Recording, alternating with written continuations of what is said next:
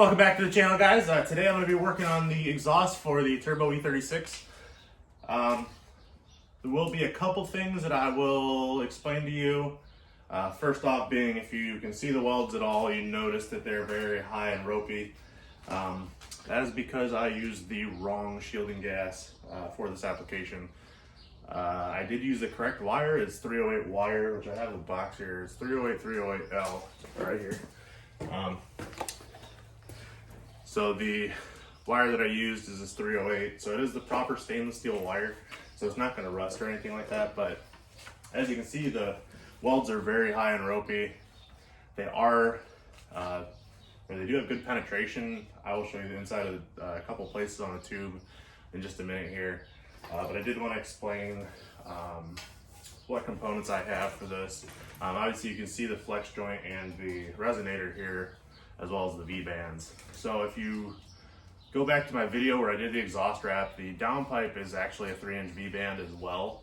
So to meet up with that, I got another couple sets of V-bands because I wanted to make the exhaust easy to remove and not so much have to worry about rust or anything holding it together like that, and make it last a little while.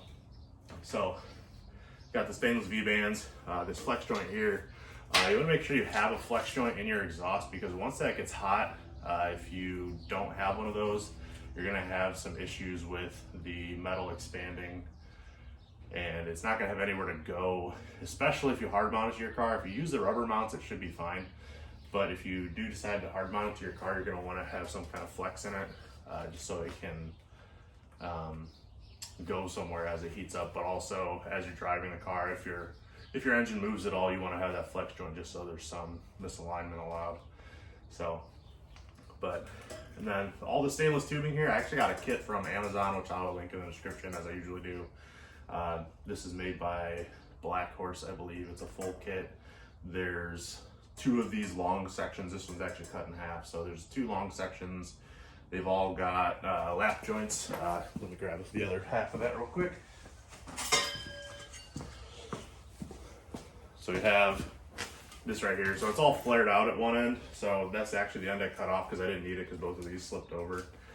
So I cut this end so I can use this later for another piece, which I might actually end up using that on the other side here. But got that whole kit off of Amazon. Like I said, it comes with 2 straight pieces, 245s, 290s, and 280 degree bends. So you'll have plenty of tubing to work with. This is basically half the exhaust right now because this goes all the way back to roughly right in front of the gas tank.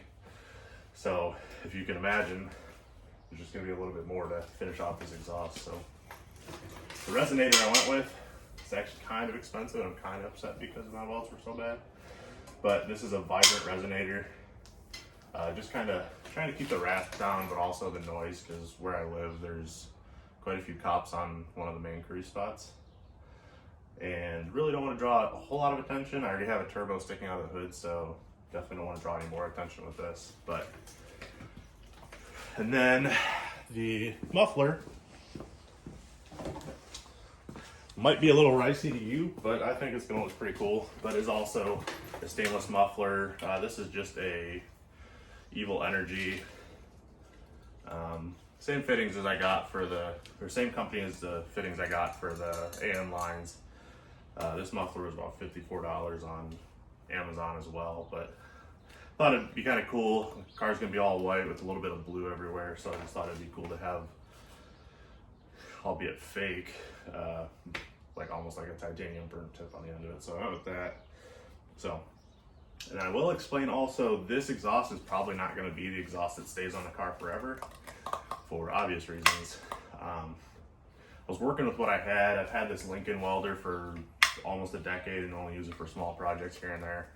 So I wanted to use what I had. I already had the Lincoln, like I said. Wanted to try and MIG weld all this myself just as a learning experience, but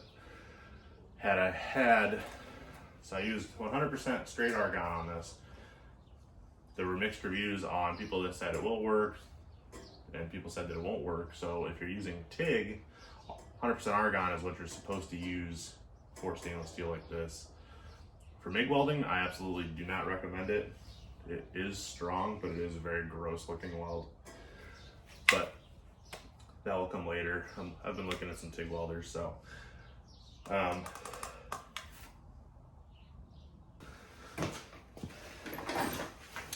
so we will go ahead and just jump right into finishing this section of the exhaust.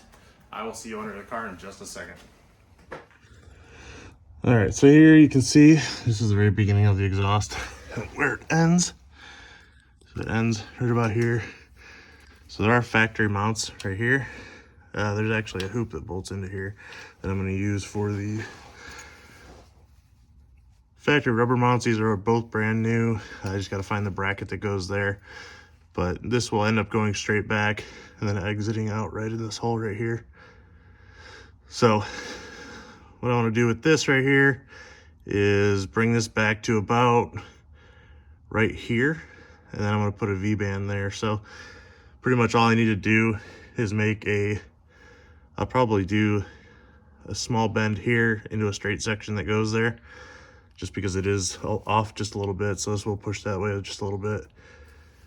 And then it'll go right between this part of the diff and this control arm right here.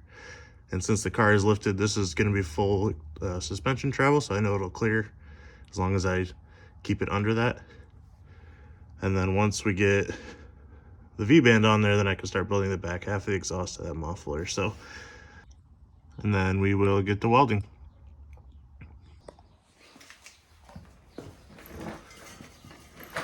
Alright, so this is the piece I'm going to end up fitting up there. I just need to cut this end off, and then I will continue the exhaust. As you can see, I've marked the depth that it goes into the resonator until it stops. It's got a stop point in it, so just push it in until it stops, and then, like I said, mark it, and then go ahead and cut this off with the Porter cable chop saw that I got, that I reviewed when I did the table video. So let me get that all set up, and then I'll cut this and start burning this in.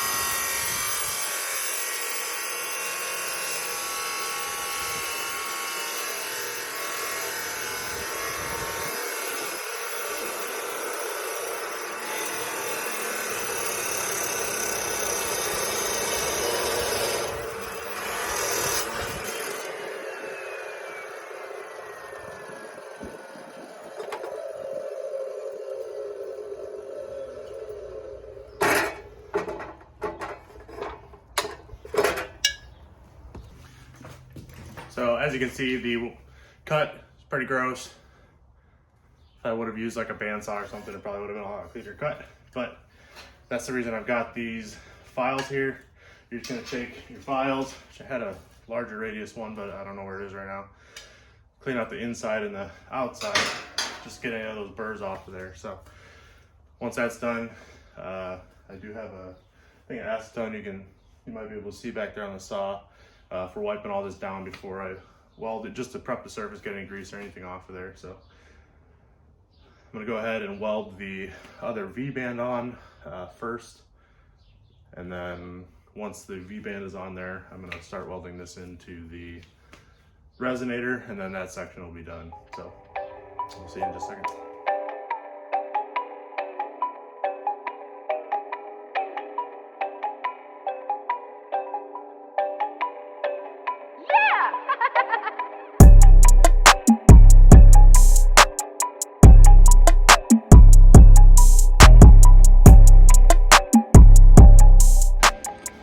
So as you can see, the welds don't look horrible aside from being super tall. They are pretty well bonded to the metal. You can actually see inside there's, well, you could for a second there. There's some decent penetration. But the problem is the argon is definitely preventing it from being able to wet in very well. So the welds become super ropey and tall like that. As you can see, it is burned into the flange itself, like I said, as well as the metal. You can kind of see the penetration. A little cold in some spots. I think it's not only part of the welder being a 120 welder, but also the wrong shielding gas. So it'll work for the time being. It's not gonna leak. Hopefully, if it does, I'll just have to pop a couple welds on it where it does leak. I'll be able to tell pretty well because it'll have little spots where the exhaust is coming out, but definitely not going to use it for the next exhaust, as you can see the reason why. But I am going to finish this exhaust with this stuff just so I have an exhaust on it. Don't usually like to cut corners, but I'm not about to drop that much money on something I'm only going to use just for the exhaust for now. So we'll go ahead and get the other side prepped, and we'll get that welded into the first section of the exhaust.